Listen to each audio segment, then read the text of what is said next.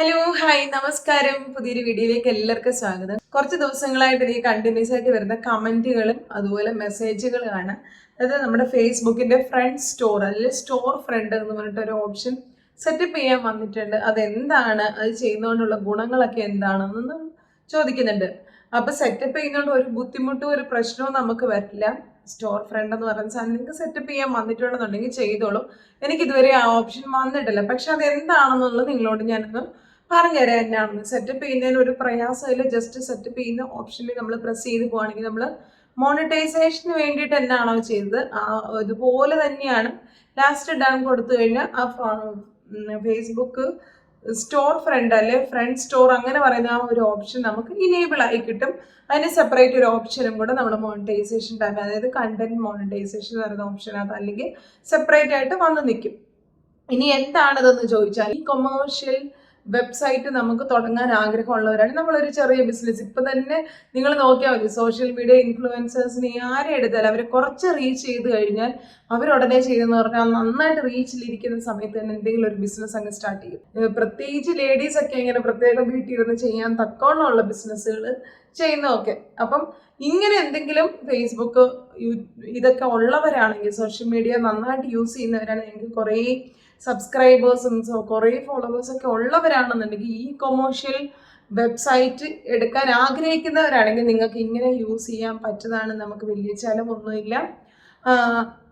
അതിൽ സെറ്റപ്പ് ചെയ്ത് പോവുകയാണെന്നുണ്ടെങ്കിൽ നമുക്ക് നമ്മുടെ അത് ഓപ്ഷൻ നമുക്ക് ഇനേബിളായി കിട്ടുകയാണെന്നുണ്ടെങ്കിൽ നമുക്ക് എന്തെങ്കിലുമൊക്കെ പ്രോഡക്ട്സ് നമുക്ക് സെയിൽ ചെയ്യാനും നമുക്ക് നമ്മുടെ പ്രോഡക്ട്സിനെ കുറിച്ച് മറ്റുള്ള നമ്മുടെ ഓഡിയൻസിനെ അറിയിക്കാനും ഒക്കെ നമ്മൾ വെറുതെ, അതായത് ഇപ്പം ഞാൻ എൻ്റെ തന്നെ ഉദാഹരണം ഞാൻ പറയാം. ഞാൻ എൻ്റെ പാട്ടിൻ്റെ ചാനലാണല്ലോ, പാട്ടിൻ്റെ ഒരു പേജ് ഉണ്ട്. ഒരു പേജ് എൻ്റെ പാട്ടിൻ്റെ പേജ്, ഞാൻ മെയിനായിട്ട് യൂസ് ചെയ്യുന്ന പാട്ടിൻ്റെ പേജാണ്. അപ്പോൾ ഞാനിങ്ങനെ കണ്ടിന്യൂസ് ആയിട്ട് പാട്ട് മാത്രം ഇട്ടുകൊണ്ടിരുന്നത്. അപ്പോൾ പാട്ട് ഇഷ്ടപ്പെടുന്നവരായിരിക്കും എൻ്റെ പേജിലേക്ക് വരുന്നവർ. അപ്പോൾ പാട്ടല്ലാത്ത എന്തെങ്കിലും ഒരു സാധനം ഞാൻ പോസ്റ്റ് ചെയ്യുവാണെന്നുണ്ടെങ്കിലും ഒരുപക്ഷെ അതിനധികം വ്യൂസ് കാണത്തില്ല. ദാറ്റ് മീൻസ് എൻ്റെ പാട്ട് ഇഷ്ടപ്പെടുന്നവരെ വേറെ എന്ത് പോസ്റ്റ് ഇട്ടാലും ചിലപ്പോൾ അവർ നോക്കണമെന്നില്ല. ചിലപ്പോൾ ഫോട്ടോസൊക്കെ ഇടുമായിരിക്കാം. ഫോട്ടോസ് ഇടുവാണെങ്കിൽ നോക്കുമായിരിക്കും.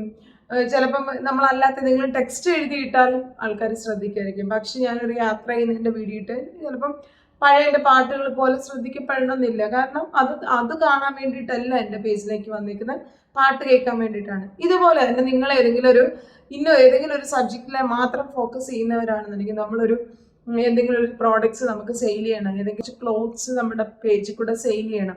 നമ്മൾ വെറുതെ ഒരു വീഡിയോ എടുത്തിട്ട് അവർക്ക് ചിലപ്പോൾ ഓഡിയൻസിന് ഇറിറ്റേഷൻ ആയിരിക്കും. ഇവളെന്താ ഇത്ര നാൾ ഇങ്ങനെയുള്ള വീഡിയോ ചെയ്തുകൊണ്ടിരിക്കുന്നത്, ഇപ്പം സെയിലിന് വന്നിരിക്കുന്നത്, എനിക്ക് താല്പര്യമില്ല എന്ന് പറഞ്ഞിട്ട് ലെഫ്റ്റായി പോകാനുള്ള സാധ്യതയുണ്ട്. അപ്പം നമുക്ക് ഈ സ്റ്റോർ ഫ്രണ്ട് എന്ന് പറയുന്ന ഒരു സാധനം ഉണ്ടെന്നുണ്ടെങ്കിൽ, ആവശ്യമുള്ള കസ്റ്റമേഴ്സ് ആണെങ്കിൽ അതിൽ ക്ലിക്ക് ചെയ്ത് കയറി പോവുകയാണെന്നുണ്ടെങ്കിൽ നമുക്ക് ആ പ്രോഡക്ട്സുകൾ, അതിൻ്റെ ഡീറ്റെയിൽസ്, എങ്ങനെയാണ് അത് പർച്ചേസ് ചെയ്യുന്നത്, അങ്ങനെയുള്ള കാര്യങ്ങൾ നമുക്ക് അതിനകത്ത് അറിയാൻ പറ്റും. നമ്മുടെ ഡെയിലി ഉള്ള ന്യൂ ഫീഡിൽ വരാതെ തന്നെ അതിന് പ്രത്യേക ഒരു സ്റ്റോർ പോലെ ആക്കി, അതായത് സ്റ്റോർ, നമ്മൾ എന്തെങ്കിലുമൊക്കെ സാധനങ്ങൾ സ്റ്റോർ ചെയ്യുന്ന സ്ഥലം, നമ്മൾ സാധാരണ സെയിൽ ചെയ്യുന്ന അല്ലെങ്കിൽ നമ്മൾ സാധാരണ വെക്കുന്ന സ്ഥലത്തല്ല, ഇത് സ്റ്റോർ ചെയ്യുന്ന സ്ഥലം. അപ്പോൾ ആൾക്കാർക്ക് ഇങ്ങനെ താല്പര്യം, ഇതിനകത്തൊരു സ്റ്റോർ ഫ്രണ്ട് എന്ന് പറയുന്ന സംഭവം ഉണ്ടല്ലോ ഈ പേജിൽ, അതിനകത്ത് എന്നാ സെയിൽ നോക്കാം, അല്ലെ അതിനകത്ത് എന്തൊക്കെ പ്രോഡക്ട്സ് ഉണ്ടെന്ന് നോക്കാം എന്ന് പറഞ്ഞ് താല്പര്യത്തോടെ പോയി നോക്കുന്നവർക്കാണെന്നുണ്ടെങ്കിൽ അങ്ങനെ പോയി നോക്കാം. അല്ലാന്നുണ്ടെങ്കിൽ നമ്മൾ നമ്മുടെ പേജിലേക്ക് ഈ സാധനം പോസ്റ്റ് ചെയ്യുകയാണെന്നുണ്ടെങ്കിൽ എല്ലാവർക്കും ഇഷ്ടപ്പെടണമെന്നില്ല. എല്ലാവരും അത് ഇഗ്നോർ ചെയ്യാനും, ഞാൻ നേരത്തെ പറഞ്ഞ പോലെ തന്നെ നമ്മുടെ പേജിൽ നിന്ന് തന്നെ ലെഫ്റ്റ് ആയി പോകാനുള്ള സാധ്യതയുണ്ട്. അപ്പം പ്രത്യേകിച്ച് ബിസിനസ് ചെയ്യാൻ താല്പര്യമുള്ളവർക്ക് വേണ്ടിയിട്ടാണ് നിങ്ങളങ്ങ് ഇനേബിൾ ആക്കി ഇട്ടോളൂ.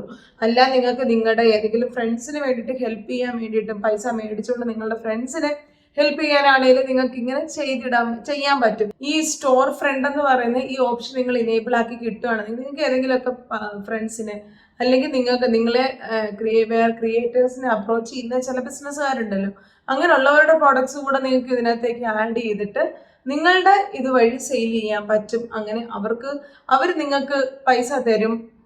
മനസ്സിലായ? അതായത് നമ്മൾ ക്രിയേറ്റേഴ്സ് നമ്മളൊരു വീഡിയോ ക്രിയേറ്റ് ചെയ്ത് മറ്റുള്ളവർക്ക് വേണ്ടി ഇട്ടിട്ട് നമുക്ക് പ്രൊമോഷൻ വേണ്ടി ചെയ്യുന്ന പോലെ തന്നെ അങ്ങനെയും ചെയ്യാൻ പറ്റും. അപ്പം അത് പേടിക്കേണ്ട സാധനമൊന്നുമല്ല, നിങ്ങൾ ഇനേബിൾ ആക്കി ഇട്ടോളൂ. നമുക്കൊരു പ്രോബ്ലം വരത്തില്ല. നമുക്ക് ഫ്യൂച്ചറിൽ, ഇപ്പം നമുക്ക് ബിസിനസ് ചെയ്യാൻ താല്പര്യം ഇല്ലെങ്കിലും ഫ്യൂച്ചറിൽ നമുക്ക് അങ്ങനെ താല്പര്യം ഉണ്ടെന്നുണ്ടെങ്കിൽ നമുക്ക് ഈ പ്ലാറ്റ്ഫോം, വെബ്സൈറ്റിന് പകരം ഈ ഒരു പ്ലാറ്റ്ഫോം യൂസ് ചെയ്യാൻ പറ്റും. ഇപ്പോൾ എന്ന് പറഞ്ഞാൽ ഫേസ്ബുക്ക് നമ്മുടെ വീഡിയോയ്ക്കും നമ്മുടെ റീൽസിനും ഒന്നും പ്രത്യേകം വലിയ എമൗണ്ട് ഒന്നും തരുന്നില്ല. കാരണം എത്ര റീച്ച് ചെയ്താലും നമുക്ക് കിട്ടുന്ന $1 $2 ആയിരിക്കും. അതേസമയം ഇങ്ങനെയുള്ള ഫീച്ചേഴ്സിന് ഒത്തിരി ഫേസ്ബുക്ക് ആണെങ്കിലും മറ്റ് സോഷ്യൽ മീഡിയകളാണെങ്കിലും ഭയങ്കരമായിട്ട് സപ്പോർട്ട് ചെയ്യുന്നുണ്ട്. അപ്പോൾ ഒരു വെബ്സൈറ്റിൽ പോകുന്നതിന് പകരം നമ്മുടെ ഈ ഫേസ്ബുക്ക് വഴി തന്നെ നമ്മൾ പ്രത്യേകം വെബ്സൈറ്റിലേക്ക് അപ്ലോഡ് ചെയ്യേണ്ട കാര്യമില്ല. ഫേസ്ബുക്കിൽ തന്നെ നമുക്ക് നമ്മുടെ സാധനങ്ങൾ അപ്ലോഡ് ചെയ്ത് നമുക്ക് സെയിൽ ചെയ്യാൻ പറ്റുന്നതാണ്. അപ്പം അതായത് നമ്മുടെ ഈ കൊമേഴ്ഷ്യൽ വെബ്സൈറ്റ് എടുക്കുന്നതിന് പകരമുള്ള സംഭവമാണ് നമ്മുടെ ഫേസ്ബുക്കിലെ സ്റ്റോർ ഫ്രണ്ട് എന്ന് പറയുന്ന ഓപ്ഷൻ. സെറ്റപ്പ് ആക്കിയിട്ടുള്ളൂ, ഒരു പ്രോബ്ലം ഇല്ല. അപ്പം നിങ്ങൾക്ക് അത്യാവശ്യം ഇതിനെക്കുറിച്ച് സംശയം മാറി കിട്ടില്ല, ഒത്തിരി ഡീറ്റെയിൽ ആയിട്ട് പറഞ്ഞു തന്നേന്ന് പറഞ്ഞാൽ വീണ്ടും ഇതിനെക്കുറിച്ചൊരു സംശയം വരാതിരിക്കാൻ വേണ്ടിയിട്ടാണ് കേട്ടോ.